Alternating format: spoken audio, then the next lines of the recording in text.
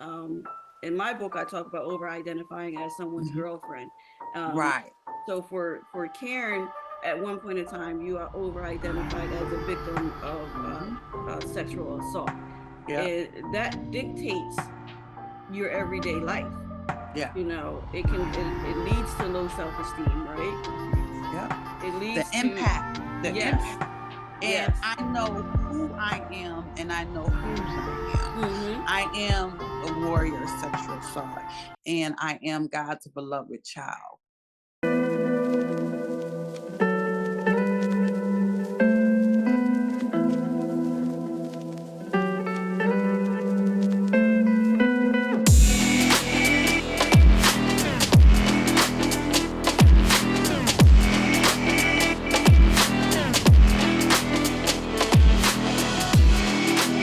This is Shayla Renee with another episode of Take Back Your Life. And for this episode, I want to talk to you about the idea of identity or a lack of identity. And I thought it would be awesome to have my very dear friend, Miss Karen Danzey, join me in this conversation. And I thought that Karen would be great just because she has overcome many things and she now identifies as, what do you identify as? A warrior of sexual assault. A warrior of sexual assault. So, a little bit about Karen. Karen is an author, inspirational speaker, and a life coach. And Karen is also one of my very, very good friends. We met a few years ago. And believe it or not, we literally just met in person last month, I think. Yes, last month. Last Yep. month. So we had a built a relationship, and I lived like, miles away, like 400 miles away when I was back in Pennsylvania. And now that I live down, my family and I, we moved to South Carolina, so we are closer to Karen. So we made it a point to get together. And it did not, to be honest, I didn't know, I didn't realize that we never met in person, right? Because Right. we built a relationship, and Karen's like, we gotta get together. And I'm like, wait a minute, we have Yes. never met in person ever. I will say that how inspirational Karen is. Karen was one of the first persons I called when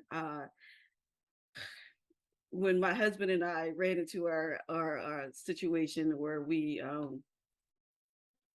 I guess lost our jobs pretty much simultaneously. And I called Karen, and I was pretty upset. I was still processing it, but it was still kind of fresh. And Karen's response was, just because she's this type of person, Karen is a glass half full type of person. And Karen is an optimist, and I am a pessimist. So it's awesome to have friends in your corner who can see things a little differently when you're going through some things. So I was able to call Karen and talk to her about our situation, and I was, boo-hooing about how upset I was about it. And Karen's like, I'm going to let you process this for a minute because I know it's a big transition for you guys. But I am super excited for you. I am super excited for what God has in store for you, where, all the work that you two can do now that you have, time. We didn't have time to do the work that we really wanted to do, that we were passionate about, and we feel like it's our purpose. And she's like, I am just excited, and I am going to give you a microphone because you need to start a podcast. You and John need to start a podcast about marriage, and I am gifting you a microphone. I don't want any money for it. And this is just my gift to you to encourage you guys to move forward and to not get stuck in the pain that you're feeling at the moment. So I am now using this microphone that is like 100. This mic is a good mic. It costs it's a pretty expensive mic, and it was gifted to me from Karen, and you can see it now in this video. And I am super excited, and I am so happy to have you here with me as we go through this conversation about identity and Yeah. what that means for you. And so, no further ado, I will let Karen introduce herself. Karen, who are you? Oh, first of all, look at God. I am a warrior of sexual assault. I am a survivor of many scars, domestic violence, losing molestation as a child, several gang rapes, several rapes, rape while I was married. So I lost myself, Mhm. and before me being identified as a warrior sexual assault, I identified myself as a victim, a Mhm. victim for that suffered in silence for 20 plus years. And when we met, I praise God for you, because you were my coach. And I was like, oh my gosh. And pay it forward, it was my honor for me to gift you the mic, because you were the stepping stone of me taking my life back. So I thank you. I thank you so very much. Share a little bit about your book, the title of your book. Is it available? What platform it's available at? If it's not um, available, when it will be available? it's not available at this moment. I pulled the original version, and it Mhm. was just how the reason why I'm optimistic, because my book, when I wrote the book, is about my sexual assault, Mhm. the lockbox, the silent epidemic, about 15 years ago. As a matter of fact, Mhm. my oldest daughter, who is 33 years old now, Mhm. she was in the 8th grade, and I started writing my book. I have wrote a Okay. copy, and it was called The Lockbox. And she's like, Mhm. "Mommy, when are you going to finish your book?" I'm like, "Girl, please." I was like, "Girl, what?" And I stayed there. It never was a thought. And then I would say 4 years ago, Mhm. I decided to pull it out and write it, and I joined the book company that where I met your husband, John Yes. P. Three, Yes. Yes. John Yes. Price, and that's how our relationship started. And I was like, Mhm. that was part of God's alignment, Yes, it was. because if I never had written my book, so many things would not have transpired. Mm. Me become an inspirational speaker, me not suffering in silence, showing my telling my story. Mhm. This episode right now, as we're taught, as your God is using you and Mhm. God is using me seeing a healthy marriage, me able to identify what God truly wants me to do, Mhm. and not being afraid, because I did everything afraid, and that was okay. Mhm. Yeah. Yeah.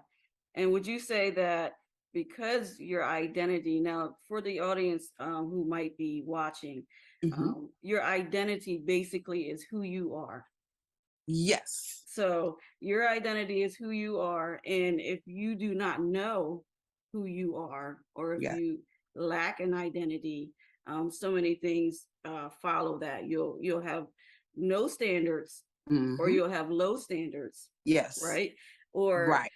you'll have no boundaries, Yep. or No you're boundary. or the boundaries, they're very thin, and Right. you'll have no idea of what you want from Hmm. yourself or what you need from others.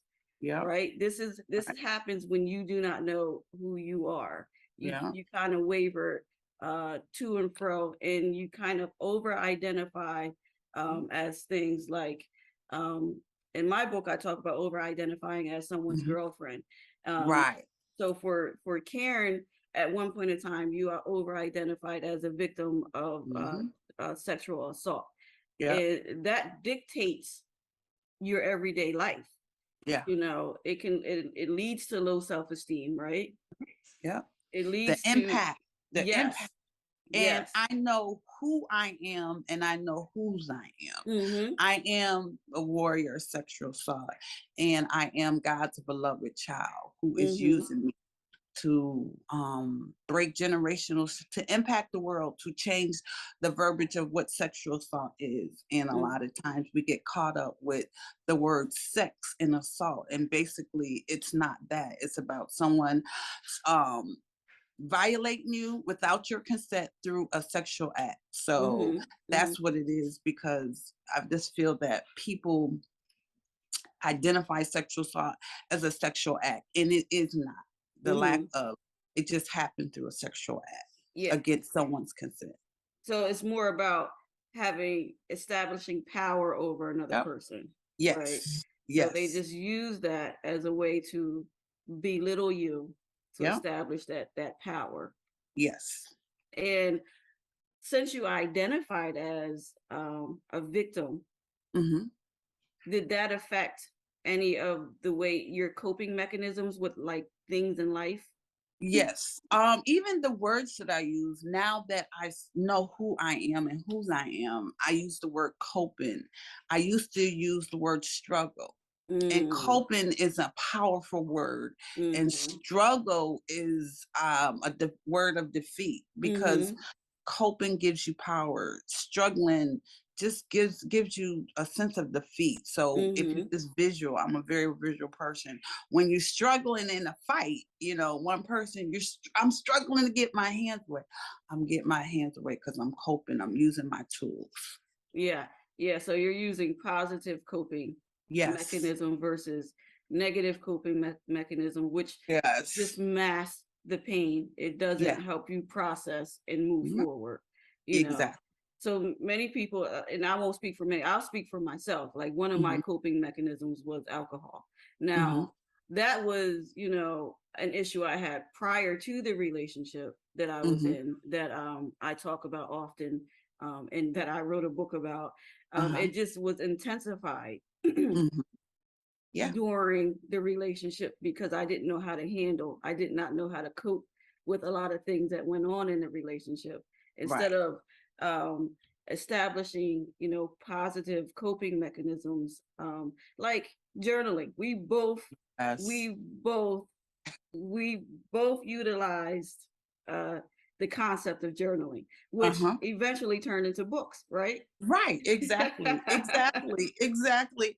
And it's so fun because when I journal, I text myself, Mm-hmm. Mm-hmm. or I'll write something down and I'll put it somewhere, and then God will be like, okay, it's time for you to use this. It's time for you Yeah. that. And with me writing my book, it was like me and God doing this, because I had to relive my whole entire the whole episode. So I had not dealt with it. Mm-hmm. So when I wrote the book, I wrote the story. After it's finished, I received the manuscript. I'm like, who is this? Yeah.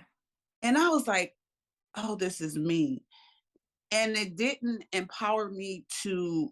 What happened was I went into a downward deep Mm, depression, like so deep that mm, it was like, it just, because I had to relive, because I was descriptive in my book, because my main focus was for those who have never been sexually assaulted before to go through what happened to me in real mhm, time, just so they can get the understanding, so they can, because so many sexual assault victims, I'm call them warriors.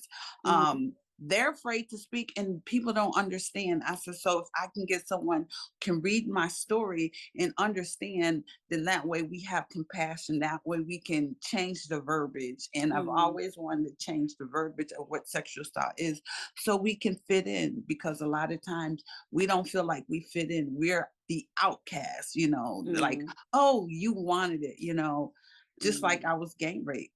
People like, well, being an African American woman, oh, you wanted it. mhm. Even my assailants, they told me that this was not rape. And then they told their sister that I wanted it. So I identified with that. And I'm like, who's going to believe me? They're going to call me fast, or, a freak. That's what the Black community says. Oh, you a freak and stuff like that. And it wasn't. I was sexually assaulted, held hostage. I totally understand what it feels like to write something Mhm. after a traumatic experience and you're free writing because you're using this as a tool to process and move on, and then going back and Yes. reading what you wrote, sometimes years after you Hmm. actually sat down and wrote it, and you are not that same person. Yep. But many times, if we don't process and we don't heal from the traumatic events that Hmm. occur in our lives, if we go back and open up that wound, it's going to hurt just as Hmm. much. Right. So, um, I remember you saying that it was a little difficult for you to go back and read your story Yeah. afterwards. And Yeah. I remember trying to caution you from doing so until you were fully healed from it. Because one, if you're not in the right place, in the right state of mind, and you still Hmm. identify as that victim that experienced that traumatic event, Hmm. you can spiral back and, Yes. and, and, and do the things that you did prior to deal with the feelings that were emoted after Hmm. that event happened. So it's very important. One of the things about establishing your identity and understanding Hmm. who you are and that being firm is because you do not want to take on your old ways of coping, Hmm. Right. right? Yeah. And it's also great to have a good support system while you're going through this, because as much as we want to get our story out, and we really want to get our story out, and it's not for us, it's Hmm. for others. Right. It's to help other people heal. It's to help other people to move away from the shame that they feel about the events, Hmm. and the guilt and everything that is associated with some of the things that happen to us. So we don't the stuff we've written about isn't, Hmm. yes, it's therapeutic for us. It's Yes. almost more therapeutic to write it and close it into the and put it away in the lockbox as Right. your book is titled, than Uh-huh. for you to continue to repeat the story over and over again, Hmm. unless you are completely healed from it, and Right. unless you are completely disassociate from the person that you were when Hmm. that happened, because of what that happened, and fully associate with the new person that you are now. you know Yes. so Yes. I know that right now Karen Danzey, Miss Inspirational Speaker, Author, Oh can my read her goodness. story and Yes. talk about her story and not feel that same pain Yes. Yes. that you Yep. felt. Now I won't say that it's not, it's an easy task. It's Right. not. It's not an Right. easy task, and there are still most likely some parts of your story that are hard to talk about. Um, Right. To be honest, because just having my coach K, Kendall Thicklin, um, me and him had a coaching session, and I was like, I was stagnant. I was like, Coach K, people really don't know my story. mm-hmm, And he was like, and I try to identify myself as my father, who was a miracle worker called to God. And I'm like, well, he's like, well, you are a miracle worker. You have helped other people. So now I have, just through that conversation, I have identified myself as a miracle worker. And as he told me, he's like, you don't have to tell all of your story. mm-hmm, Just use bits and pieces.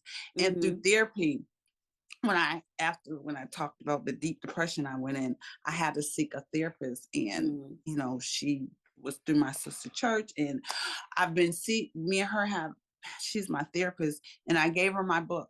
I mm-hmm, said, I need you to read this. I said, mm-hmm, because I need to get through this. mm-hmm, And you know and once and sometimes it's hard, but then I said that's being selfish, because someone needs to hear my story. Like Coach K said, someone needs to hear your story. You're in control of your story. You're the author. You can dictate what parts of the story, because it's more powerful than what actually is. That's just, I just sugarcoated my mm-hmm, story through my mm-hmm, book. mm-hmm. It's more chapters, but I'm Yeah, okay with that. yeah.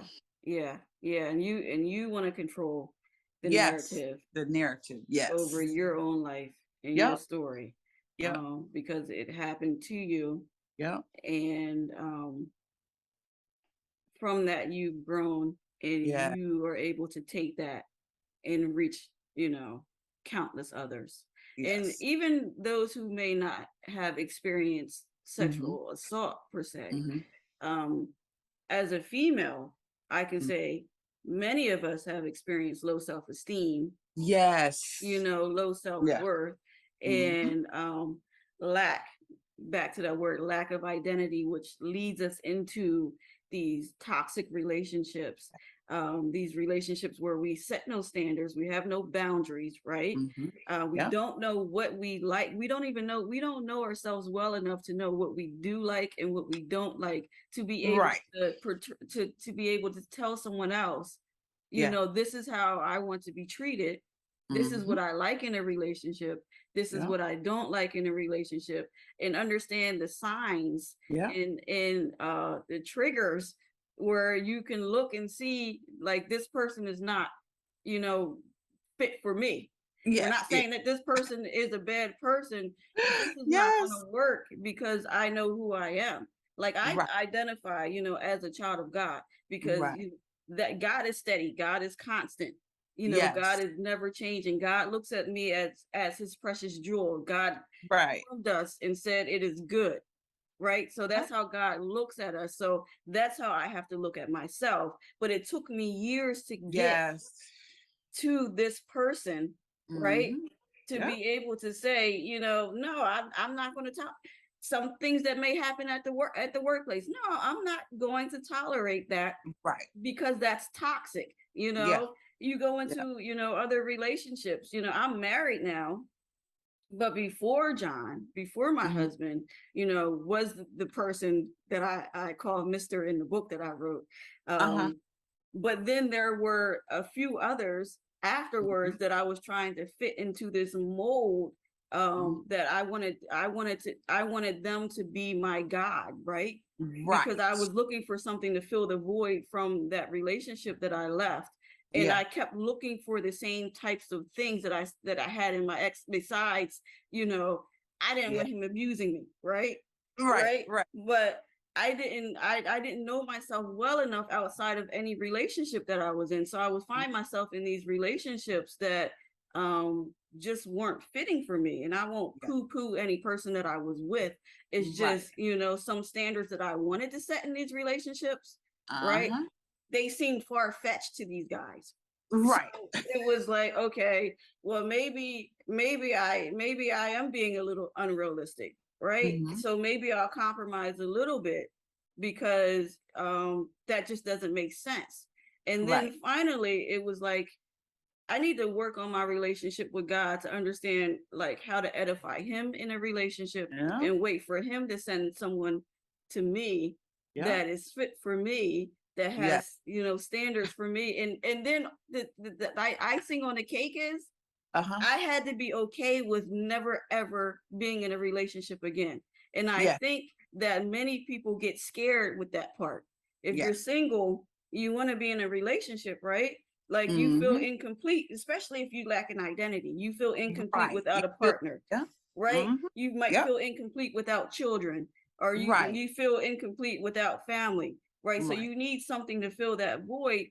And God is like, no, that's a God-sized void. Like, Yes. this stuff is Yes. not going to fill that void, right? Yep. So I had to Mm-hmm. focus on working on my relationship with God, and be Yes. okay with the fact that I could be single the rest of my life. Like, Yep. is it ideal? No. But do I want to, like, waver on certain standards that I have set?